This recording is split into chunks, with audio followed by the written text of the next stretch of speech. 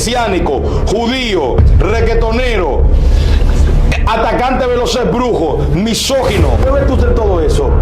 Que ha sido alguien que ha cambiado tanto. ¿Cómo tú puedes creer que la gente puede creer algo que tú haces? Era su ley. O sea, si ellos estaban hablando en lengua, era algo referente a la palabra de Dios, pero ¿cómo me van a decir a mí que la lengua es un idioma donde nosotros lo que vemos muchísima gente que ni siquiera articulan correctamente una palabra? Si no vamos a eso, a nivel de violencia, el cristianismo postula violencia. ¿Dónde? Mata, mata. Si tú no matas mal, estás mandando a matar. Pero es Satanás tuya. Lo están mandando a matar. Pero es Satanás. Pero perdón, a quien mandaron a matar mal fue a Israel. Ustedes no son Israel. Entonces ahora te metiste el dembow. Con la costilla, que los huesos miren jueces bajándole el martillo. Los fiscales andan con croquis valencianos y se... Señores, Dios le bendiga y Dios le guarde, la paz del eterno Yahweh sea con ustedes. Dios te bendiga, la paz y la gracia de Jesús sean contigo. Bienvenido a este canal Siempre Oso. Te invito a seguir escuchando prédica de nuestro hermano Steven Javier, poderoso. Así que te invito a que te suscribas, vaya a su canal y también lo haga. Será de gran bendición para tu vida. Dios te bendiga. Estamos aquí en algo épico, esto nunca se había visto. Estamos trayendo aquí una hecatombe que va a armarse en unos minutos.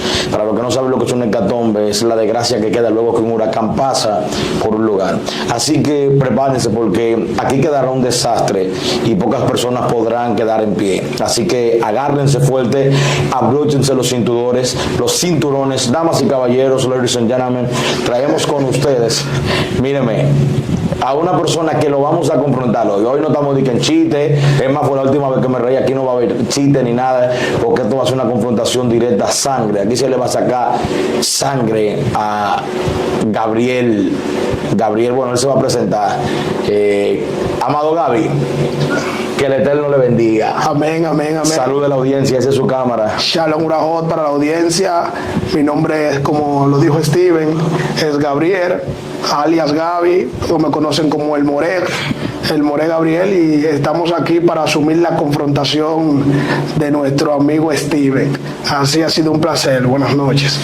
Bueno, señores, ese es Gaby. Lo hemos traído aquí porque Gaby lo conocimos hace mucho tiempo usando batola. Eran los Goldis de aquel entonces, al junto de un ministro llamado Juan Bautista, que lo conocí específicamente hace como 4 semanas.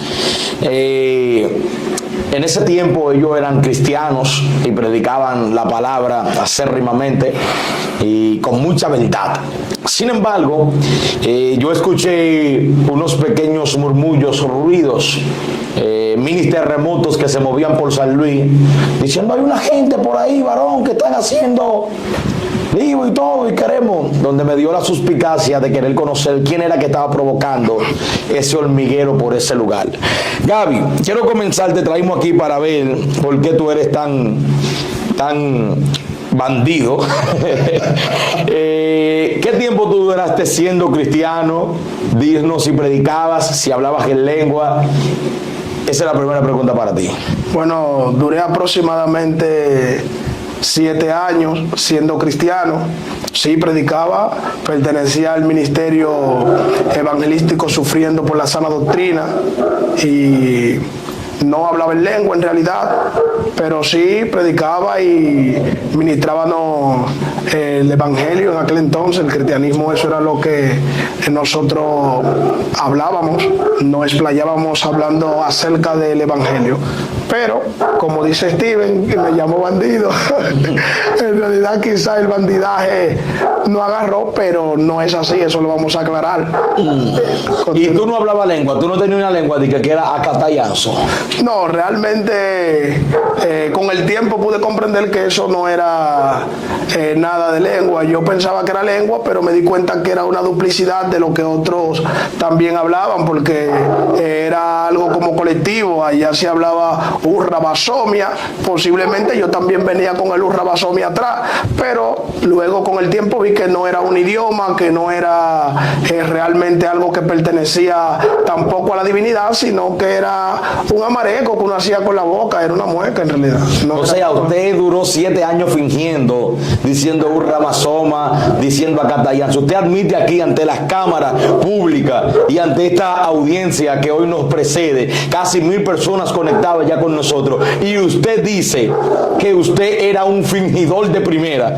No directamente un fingidor. Primeramente yo pasé un periodo de tiempo anhelando el hablar en lengua, a tal punto que yo duré 106 días en ayuno, solamente comiendo a una sola hora, con el propósito de hablar en lengua. Luego hice 40 días ayunando hasta las 12, o sea, hasta las 12 de la noche. Nada más comía a las 12 de la noche y seguía de nuevo la rutina en oración, orando 10 horas diarias, con el propósito de hablar en lengua. En una ocasión sentí que algo me tocó la lengua, hablé como 2 o 3 cositas, entendí que no era lengua, porque en una se me salió una lengua de que catarata, y un compañero que estaba conmigo me dijo: ¿cuál es catarata esa? ¿La de los cielos o cuál? Y ahí mismo como que me pamó el espíritu, solté eso de lengua y jamás seguí predicando sin hablar lengua. O sea, el primer periodo que lo intenté, quizás fue fingida, pero no que yo lo estaba haciendo conscientemente, sino que yo pensaba que estaba hablando en lengua, hasta que descubrí que realmente esa lengua que yo estaba hablando no era un idioma, no estaba acoplado a la divinidad, no estaba acoplada a nada, y solté eso y seguí predicando. Entonces, eso de bautismo en Espíritu Santo y fuego, usted no cree nada de eso. Usted no cree en las lenguas. Ya usted ha dicho que era una duplicidad, galimatías eufóricas, como le llaman mucho. Eso es simplemente que yo te escucho y eso queda en mi psiqui y yo repito lo mismo. Bueno, es plausible que sí, que realmente sea parte de una glosolalia, por la sencilla razón de que cuando hacemos un análisis del hablar en lengua, del episodio bíblico, el episodio bíblico lo que presenta es personas hablando un idioma, hablando algo que dice: no son estos galileos los que hablan en nuestras propias lenguas, y dice que lo escuchamos hablando las maravillas de Dios. Y el Salmo 119, creo que en el verso 18, si no me equivoco, dice que la maravilla de Dios era su ley. O sea, si ellos estaban hablando en lengua era algo referente a la palabra de Dios, pero ¿cómo me van a decir a mí que la lengua es un idioma donde nosotros lo que vemos muchísima gente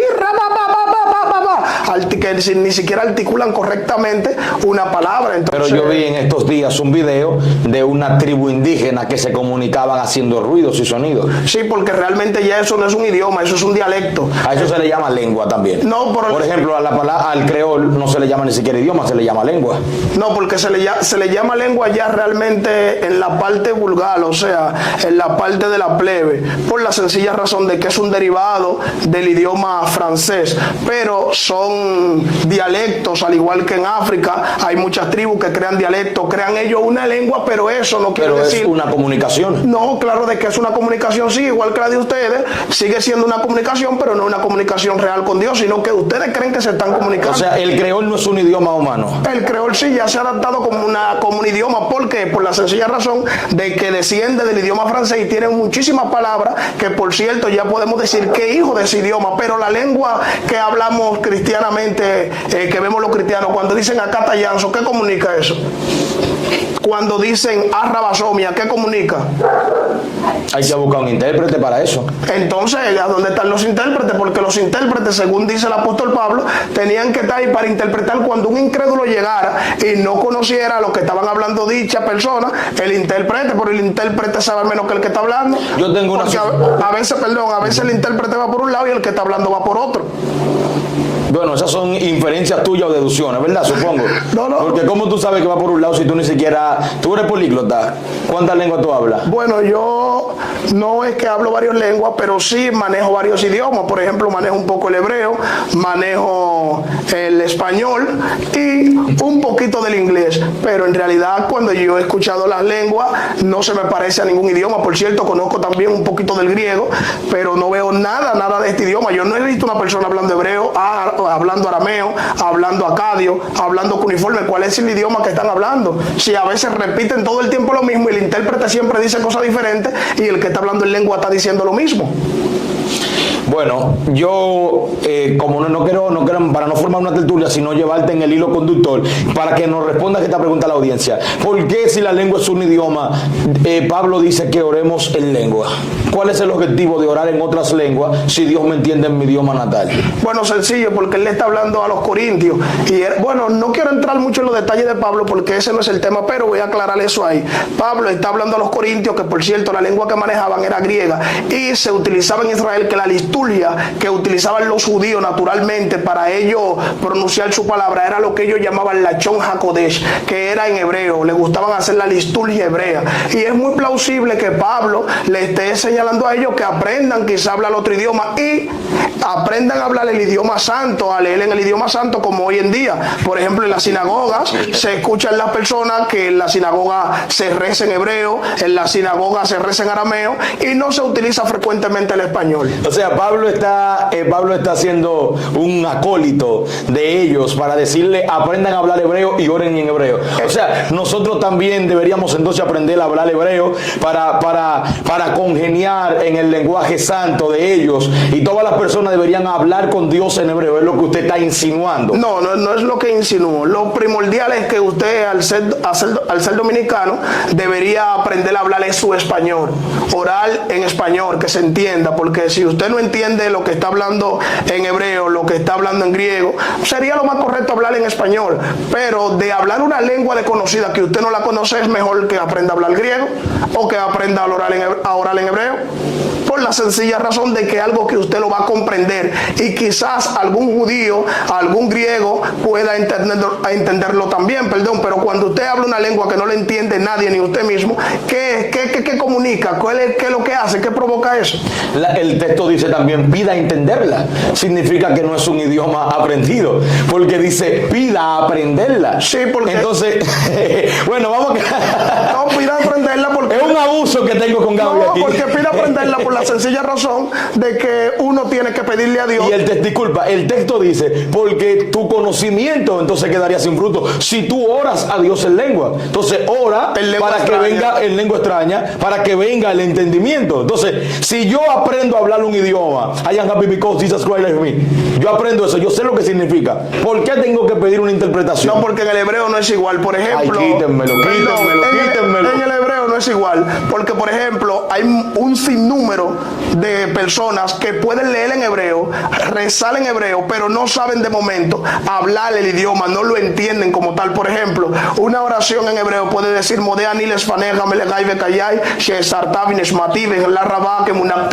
yo lo puedo leer normalmente, pero es posible que la interpretación correcta no la tenga.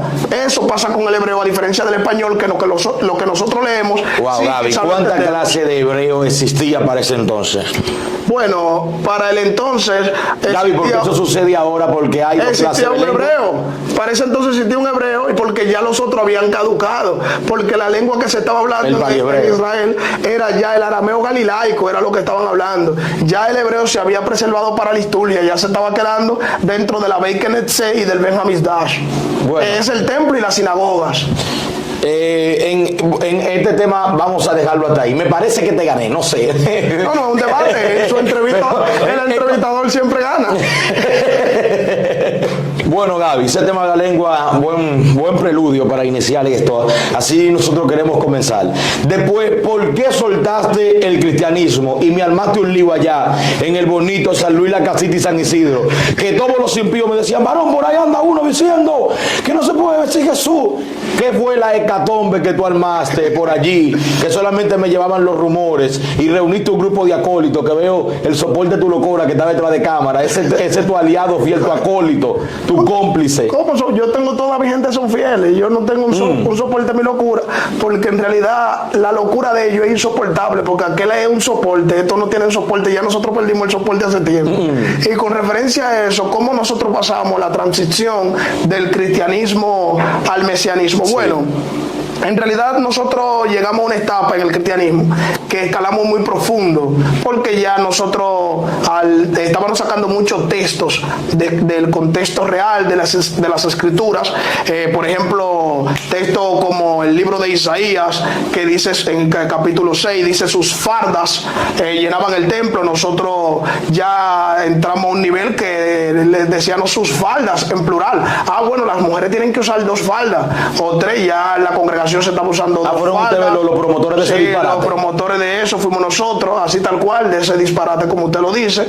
También fuimos nosotros los que postulamos en ese entonces, o sea, ya abiertamente, porque otra gente lo postularon también, pero no estaban tan abiertamente el usar solamente camisa manga larga, el no hacer este cerquillo, porque Ezequiel capítulo 44 decía que no te dejará crecer el cabello ni te rasparás, sino que te recortará solamente. Y de ahí también llegamos a la inferencia, haciendo mucho silogismo, de que la recortada solamente era sin cerquillo. Y de ahí fuimos escalando hasta el nivel que nos topamos con el libro de Éxodo en el capítulo 12, donde habla de la fiesta de los panes sin levaduras, habla de Pesaj, donde nosotros vimos que dice que no se comerá panes con levadura perpetuamente. Nosotros interpretamos eso como toda una vida, no entendíamos que era una fiesta. De ahí